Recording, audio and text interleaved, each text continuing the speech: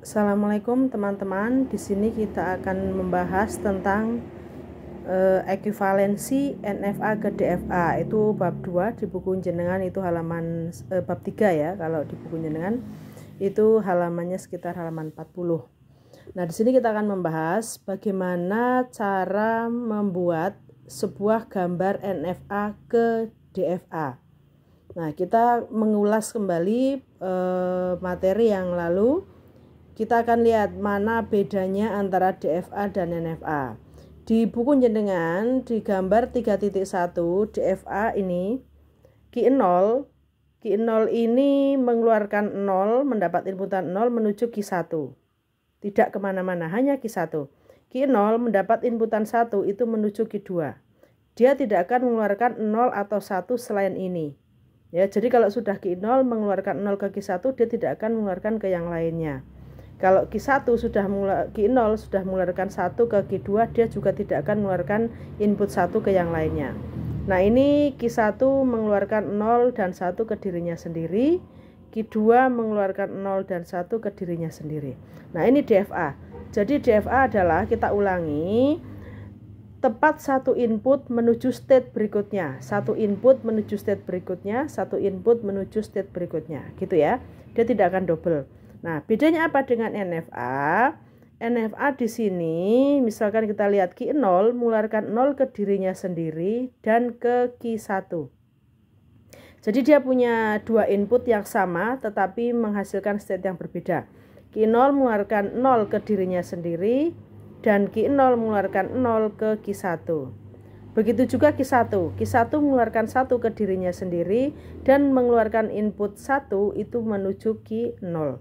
Nah, itu bedanya antara DFA dengan NFA. Jadi NFA bisa lebih dari satu input menuju state berikutnya.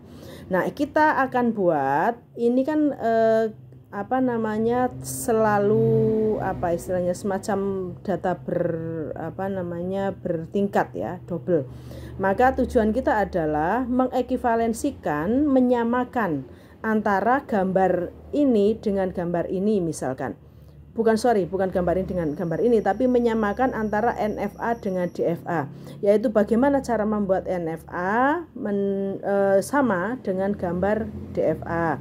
Nah, kita contohkan soalnya itu di gambar 3.3. Ini akan kita buat bagaimana gambarnya jika ini dibuat menuju DFA. Langkah pertama, kita buat tabel transisinya. Ini tabel transisinya. Transisi Q0 mendapat inputan 0 menuju Q0 dengan inputan 0 menuju Q0 dan Q1. Ini Q0 dan Q1. Q0 mendapat inputan 1 menuju Q1. Q1 mendapat inputan 0, ini tidak menuju kemana-mana. Berarti dia menuju himpunan kosong. Jadi Q1 mendapat inputan 0, karena di sini tidak ada, maka ini simbolnya himpunan kosong.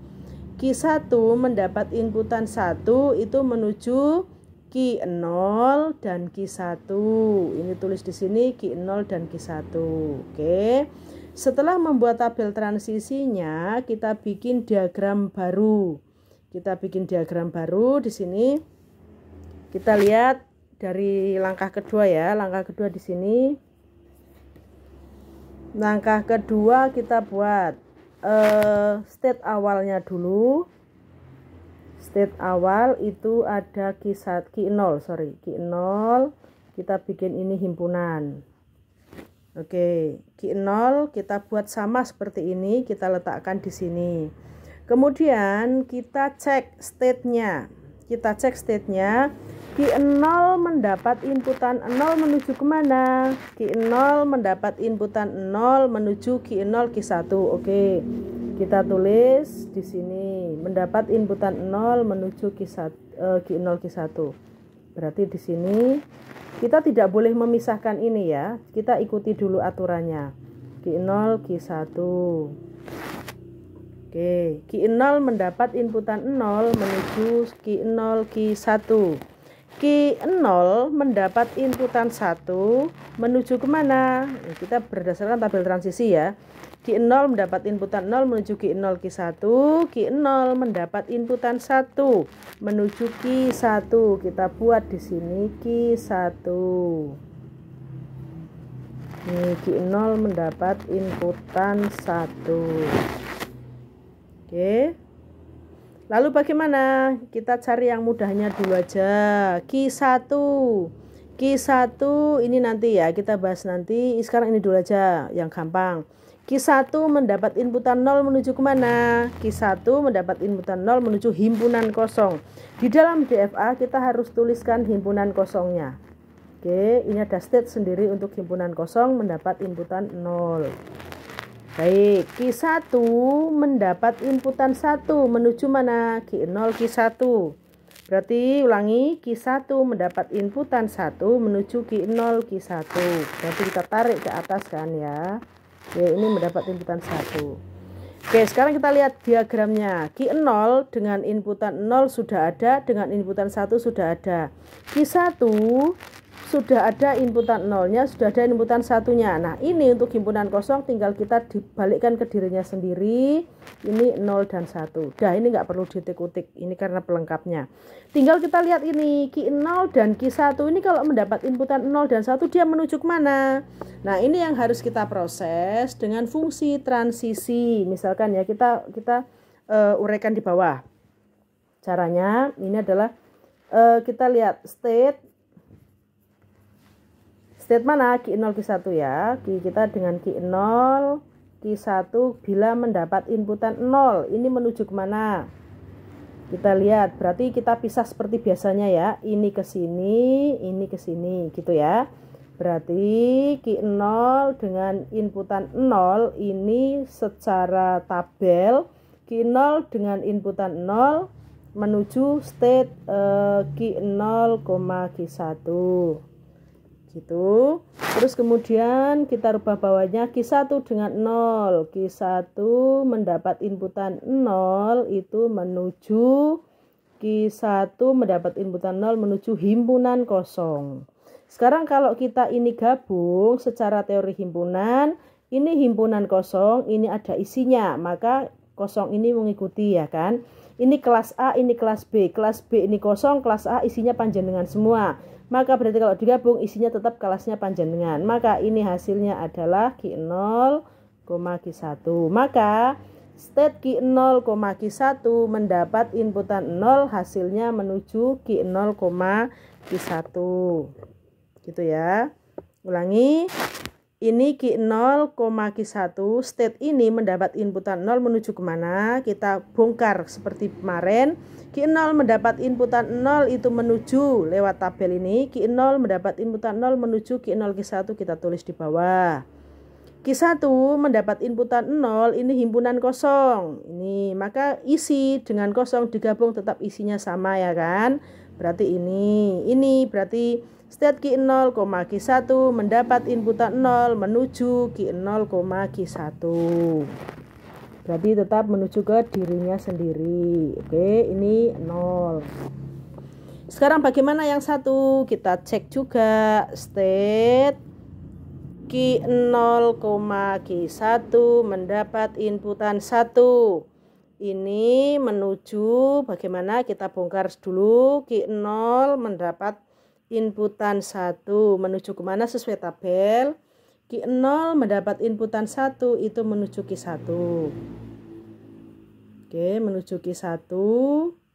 Kemudian ini Q1 mendapat inputan 1. Q1 mendapat inputan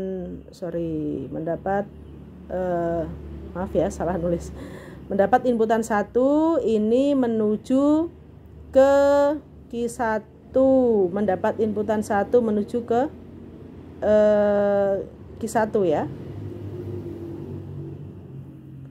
Q1 mendapat inputan 1. Q1 mendapat inputan 1 menuju Q0, Q1, Oke, ulangi. Q1 mendapat inputan 1 ini menuju Q0, Q1. Q0, Q1. Nah, dengan teori himpunan, jika kelas ini ada yang namanya Andi mengambil mata kuliah TBO, kelas ini juga ada yang mengambil mata kuliah TBO. Nah, maka ini ketika digabung berarti sama ya. Misalkan berarti ini TBO, ini TBO, diambil oleh kelas yang berbeda. Ini Andi, ini Rudi misalkan. Andi dan Rudi mengambil sama-sama mata kuliah ini. Maka ketika digabung tidak mungkin ada Q0, Q1, Q1 lagi. Berarti tetap namanya sama ya, Q1. Berarti ini kalau teori himpunan, ini digabung dengan ini, itu menyatu. Berarti sama dengan Q0, Q1. Nah ini berarti kita cek dari sini state Q0, Q1 mendapat inputan 1 menuju Q0, Q1. Berarti begini. Oke ya, sekarang ketemu ya. Oke, kita cek. Q0 sudah, 01-nya semua. Ini juga 01 ada, ini 01 ada.